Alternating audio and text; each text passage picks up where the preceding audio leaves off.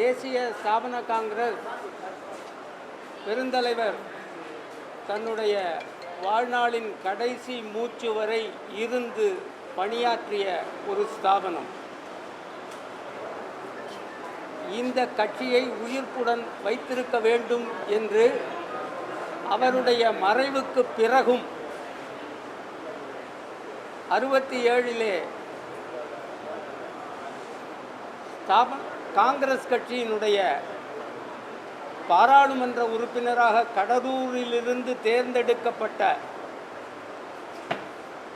S. Radhakrishnan அவர்கள் வைத்திருந்தார்கள். ஸ்தாபன காங்கிரஸை கலைக்காமல் வைத்திருந்தார்கள். அவரை நான் பெருந்தலைவர் அவர்கள் வாயாலேயே அவர்கள் வீட்டு போர்ட்டிகோவில் நின்று கொண்டிருக்கும் பொழுது அவரை காண, பெருந்தலைவரை காண ராதாகிருஷ்ணன் அவர்கள் வரும்போது, வாங்க வன்னியர் குல திலகமே என்று அவரே போற்றி அழைத்த அந்த மனிதர் கடைசி வரை ஸ்தாபன காங்கிரஸை உயிர்ப்புடன் வைத்திருந்தார்.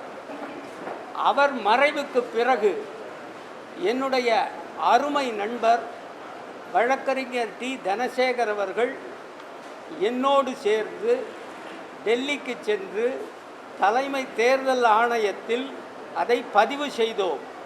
அந்த கட்சியை பதிவு செய்த பிறகு இந்த கட்சியை அவர் மிகவும் உயிர்ப்புடன் வைத்திருந்தார்.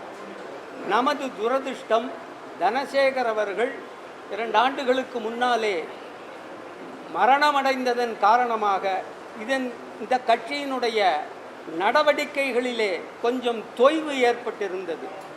இப்போது அந்த கட்சியை தூக்கி நிறுத்த எனக்கு உதவியாக திரு சாஜா குணா அவர்கள் இங்கு வந்திருந்து இந்த பணியை மிகச் சிறப்பாக செய்திருக்கிறார்கள். இங்கே ஸ்தாபன காங்கிரசினுடைய கட்சியினுடைய கொள்கைகள், துணை விதிகள் எல்லாமே பெருந்தலைவர் இருந்தபோது ஸ்தாபன காங்கிரஸ் எப்படி இயங்கியதோ அப்படித்தான் இயங்கிக் கொண்டிருக்கப் போகிறது, இயங்கிக் கொண்டிருக்கிறோம். இங்கே அவர் இருந்தபொழுது இந்த அணி, அந்த அணி, சிறுபான்மை அணி அதெல்லாம் எதுவும் கிடையாது. ஸ்தாபன காங்கிரஸில் இளைஞர் காங்கிரஸ் அணி என்று ஒன்று இருந்தது, மகளிர் காங்கிரஸ் அணி என்று ஒன்று இருந்தது, சேவாதளம் தொண்டர்கள் அணி என்று ஒன்று இருந்தது. இதை தவிர ஸ்தாபன காங்கிரஸில் இந்த வர்த்தகர் அணி, இந்த அணி, அந்த அணி, சிறுபான்மையினர் அணி எல்லாரும் இங்கே சமம்தான். சிறுபான்மையினர் அணி என்று தனியாக எதுவும் கிடையாது. அவரும் எங்களைப் போல், நான் கொஞ்சம் வயதானவன், அந்த இதிலே அதிக நாள் இருந்தவன், ஆகவே இங்கே பொறுப்பிலே இருக்கிறேனே தவிர இங்கே இருக்கிற சாஜா குணாவோ இல்லை மற்றவர்களோ செல்வின் நாடாரோ எல்லோரும் சமம்தான் என்பதுதான் இந்த கட்சியினுடைய இது. இங்கே பெருந்தலைவரை இன்றைக்கு இந்த தேசிய பொதுக்குழுவிலே நினைவு கூற எங்களுடைய தலைமை பொறுப்பிலே இங்கே எங்களை வழிநடத்திய அவர்களுடைய நினைவாக சாம்பசிவம் என்று நாகப்பட்டினம் கம்யூனிஸ்ட் பெல்ட்டு அந்த நேரத்திலே அங்கே ஜெயித்த ஒரு எம்பி அவர் 67 சாம்பசிவம் இங்கே நடுவிலே ஃபோட்டோ வைத்திருக்கிறது பாருங்கள்.